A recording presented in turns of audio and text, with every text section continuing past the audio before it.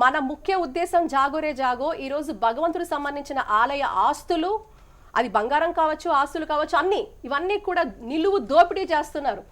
బహిర్గతంగా దోపిడీ చేసినా కూడా అడిగేవాళ్ళు లేరు అనుకుంటున్నారు. కానీ ఈరోజు ప్రజల ముందుకు, మరీ ముఖ్యంగా భక్తుల ముందుకు తీసుకొచ్చే ప్రయత్నం మేము ఒక చిన్న ప్రయత్నం చేస్తున్నాం. అందులో భాగంగా ఈరోజు ఇంతమంది పెద్దలతో చర్చని మనం కొనసాగించే ముందు మరి విశ్వ హిందూ పరిషత్ నుంచి వారు చేసిన ఒక్క ఆస్పెక్ట్ మనం ఒకసారి నేను ఇంగ్లీష్లో చదువుతాను మీకు. Regarding the gold theft at Sabarimala, gold was continuously looted from Sabarimala during the periods of 2018 to 90, 2023 to 24 and 25.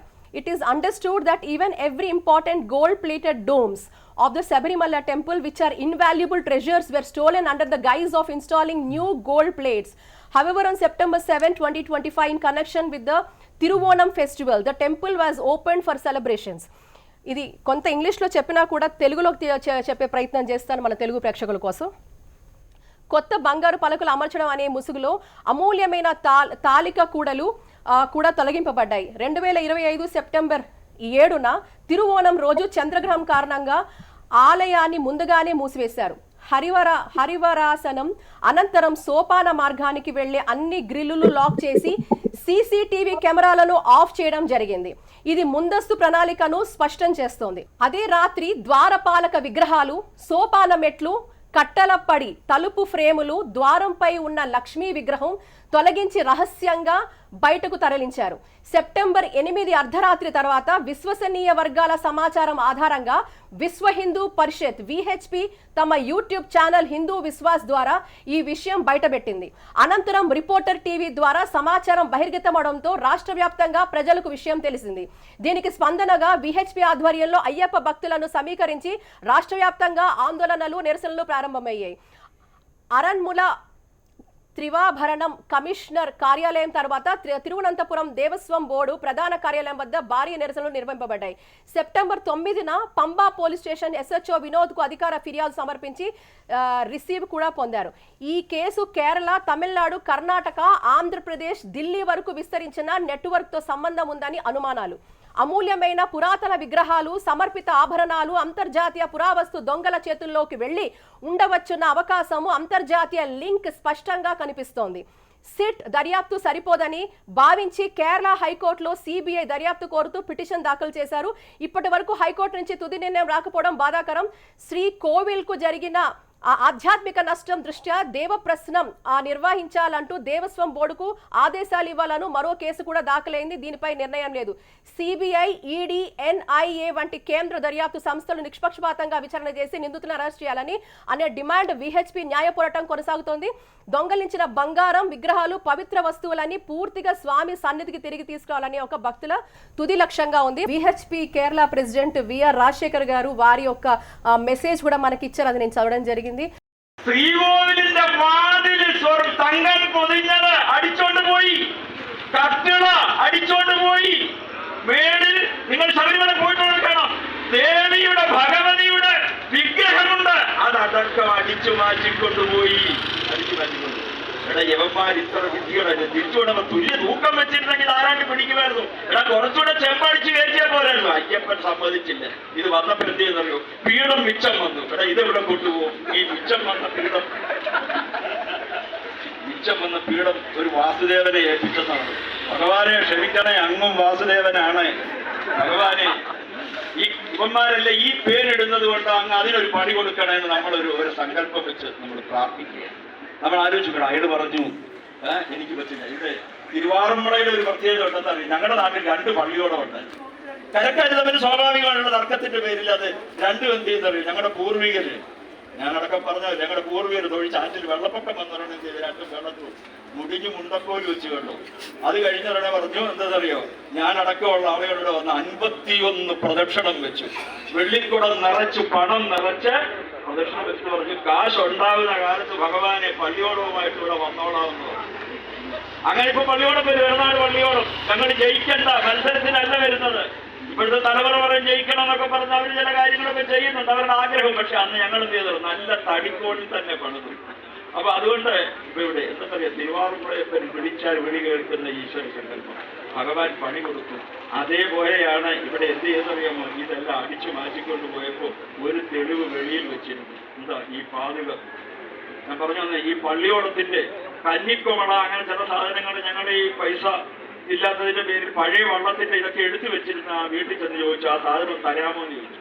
അവർ പറഞ്ഞില്ല, ഇത് പൗരസമിതിയെ ഏൽപ്പിക്കുകയുള്ളൂ, പൗരപ്രമുഖന്മാർ പണിതീർത്തതാണ്, അതുകൊണ്ട് നിങ്ങൾ പിള്ളേരുടെ കയ്യിൽ തരില്ല എന്ന് പറഞ്ഞു.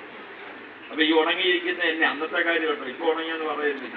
അപ്പൊ അന്ന് ഇങ്ങനെ ഉണങ്ങിയിരുന്നോണ്ട് ചില യവന്മാരുടെ ഇതെങ്ങനെ ഇത് കൊടുക്കുന്നത്, അതുകൊണ്ട് എന്ത് ചെയ്യുന്നറിയോ, ഞങ്ങളുടെ പൗരസമിതിയുടെ പ്രസിഡന്റിന്റെ കയ്യിൽ പോകും. പൗരസമിതിയുടെ പ്രസിഡന്റ് വീട്ടിൽ കൊണ്ടുപോയി വെച്ചു. രാത്രിയായപ്പോ പെണ്ണുപിള്ളെ പിള്ളേരും കൊണ്ടിരുന്ന എന്താ പറയുക, വഞ്ചിപ്പാട്ട് പാടുകയാണ് അതിഗംഭീരമായി. വള്ളിക്കോട്ട് കോട്ടയം സ്വദേശിയാണ് ആ ചേച്ചി. വള്ളിക്കോട് കോട്ടയത്ത് ഒരു പള്ളിയോടം കാണണമെങ്കിൽ ആറന്മുള വരണം. ആറന്മുള അത് നമ്മുടെ മിനിച്ചേച്ചി പറയട്ടെ, പള്ളിയോടം കാണണമെങ്കിൽ വീക്കോട്ടയംകാർ ആറന്മുളയിൽ വരണം. വന്നാണ് കണ്ടിട്ടുള്ളത്. അവരുടെ കരയ്ക്ക് പള്ളിയോടമില്ല, ഞാനത് സ്വന്തമായിട്ട് പറഞ്ഞതല്ല. പക്ഷെ ഇവിടെ ആ ചേച്ചി തന്നെ ഭംഗിയായിട്ട് അർദ്ധരാത്രിയിൽ എണീറ്റ് നടന്ന സംഭവമാണ്. എഴുന്ന് വള്ളപ്പാട്ട് പാടുകയാണ്. അവസാനം എന്ത് ചെയ്ത് എങ്ങനെയെങ്കിലും അത് കഴിഞ്ഞിട്ട് എന്ത് പറ്റുമെന്നറിയാമോ, കാലയിൽ നീര് കയറിയിട്ട് മുട്ടറ്റം വരെ മുറിക്കേണ്ട സ്ഥിതിയാണ്. എപ്പോഴാണ് കൊണ്ടുവന്ന് ഭഗവാന്റെ നടയിൽ ആ കന്നിക്കൊമളയും നയമ്പും എല്ലാം കൊണ്ടുവച്ച് പ്രാർത്ഥിച്ചു എന്ന് പറഞ്ഞ മാതിരിയാണ് വാസുദേവൻ കൊണ്ടക്കൊടുത്തു. വാസുദേവൻ ഉണ്ണിക്കോച്ചിയുടെ പെങ്ങളുടെ സഹോദരയുടെ വീട്ടിൽ കൊണ്ടക്കൊടുത്തിട്ട് പറഞ്ഞിരുന്നു, അമൂല്യ സാധനം നീ കുറിച്ച് പെങ്ങത്തിരിക്കട്ടെ ഒരു ഭാര്യയെന്ന് വെച്ചിട്ട് അവിടെ കൊടുത്തു. അവരറിഞ്ഞില്ല. നമ്മുടെ ഈ സുനിൽകുമാർ IPS അദ്ദേഹം പോയിട്ട് എന്ത് ചെയ്യുന്നറിയും, ഇതിങ്ങ് എടുക്കാൻ പറഞ്ഞു. എടുത്തു. എനിക്ക് തന്നെ സുനിൽകുമാർ സാറെ ഒരു ക്രിമിനൽ കേസ് രജിസ്റ്റർ ചെയ്ത് ഈ കള്ളന്മാരെ എന്തുകൊണ്ട് അറസ്റ്റ് ചെയ്യാൻ നിങ്ങൾ മടിക്കുന്നു? എവിടെയെങ്കിലും പോലീസുകാരന്റെ സ്വഭാവമുണ്ട്. എന്തെങ്കിലും ഒരു 10 കശുവണ്ടി എവിടെയെങ്കിലും ആരെങ്കിലും മൂട്ടിച്ചാന്ന് പറഞ്ഞാൽ അവനെയും പിടിക്കും, അവന്റെ സാധനം എടുത്തോണ്ട് പോകും. എടാ, ഈ ഭഗവാന്റെ ഈ പീഠം കൊണ്ടുപോയവനെ ഒരു കേസും അവരങ്ങനെ അത് വിലസിലാണ്. അപ്പൊ അതിന് കേസില്ല. അപ്പൊ നമ്മൾ ഇന്ന് ആവശ്യപ്പെടും, നേരത്തെ അതിന് സൂചിപ്പിച്ചതിന് ഒന്നുകൂടെ പറയുകയാണ്, കേന്ദ്ര അന്വേഷണ ഏജൻസി, നിഷ്പക്ഷ അന്വേഷണ ഏജൻസിയായിട്ടുള്ള CBIയെ കൊണ്ട് അന്വേഷിപ്പിക്കണം. അപ്പൊ 2023 കൃത്യമായി ഹൈക്കോടതി പറഞ്ഞു, ഇനിയും ശബരിമല സ്പെഷ്യൽ കമ്മീഷണർ അറിയാതെ ഒരു കാര്യവും ചെയ്യരുത്. അദ്ദേഹത്തിന്റെ റിപ്പോർട്ട് കോടതിയിൽ വന്ന് ബഹുമാനപ്പെട്ട ഹൈക്കോടതിയുടെ ഡിവിഷൻ ബെഞ്ച്, ദേവസ്വം ബെഞ്ച് ഉത്തരവ് പുറപ്പെടുവിച്ചാൽ അല്ലാതെ യാതൊന്നും ചെയ്യരുത് എന്ന് കർശനമായ നിർദ്ദേശമുണ്ടായിട്ടും നിഷ്പക്ഷരായ കള്ളന്റെ വിപരീത ശബ്ദം എന്താണെന്നറിയാമോ, വെള്ളനായ പ്രശാന്തൻ എന്താ പറയുന്നത്, എനിക്ക് ഭയക്കാരൊന്നുമില്ല. പക്ഷേ പ്രശാന്ത, എന്തുകൊണ്ട് നിങ്ങളടക്കം ഹൈക്കോടതിയുടെ നിർദ്ദേശം സക്രിയമായിട്ടുണ്ട് എങ്കിൽ ആരുടെയൊക്കെ സാന്നിധ്യത്തിൽ വേണമെന്ന് കോടതി പറയുന്നു. കോടതിയുടെ ഡയറക്ഷൻ ഉണ്ട്. എന്തായിരുന്നു എന്നറിയാം? 1, ദേവസ്വം ബോർഡ് സെക്രട്ടറി, ദേവസ്വം ബോർഡിന്റെ സെക്രട്ടറി, കൂടാതെ തിരുവാഭരണം commissioner, executive engineer, assistant executive engineer, chief engineer, തന്ത്രി, അഡ്മിനിസ്ട്രേറ്റീവ് ഓഫീസർ, ഇങ്ങനെയുള്ള അവരുടെ എല്ലാം മുൻപിൽ വെച്ച് വേണം ഇത് എന്ത് നടപടിയും ചെയ്യാൻ. പക്ഷെ അവിടെ അങ്ങനെയല്ല ചെയ്തത്. ഞാൻ മുമ്പ് പറഞ്ഞ മാതിരി ഈ CCTV ക്യാമറയും ഓഫ് ചെയ്തിട്ട് ഇതെല്ലാം അഴിച്ചുകൊണ്ട് പോയത് കേരളത്തിൽ എല്ലായിടത്തും ഒറ്റ കമ്പനിക്ക് കൊടുക്കുകയുള്ളൂ. സ്മാർട്ട് ക്രിയേഷൻസ് എന്ന് പറയുന്ന ചെന്നൈയിലെ ഒരു കമ്പനിക്ക് മാത്രമേ കൊടുക്കുകയുള്ളൂ.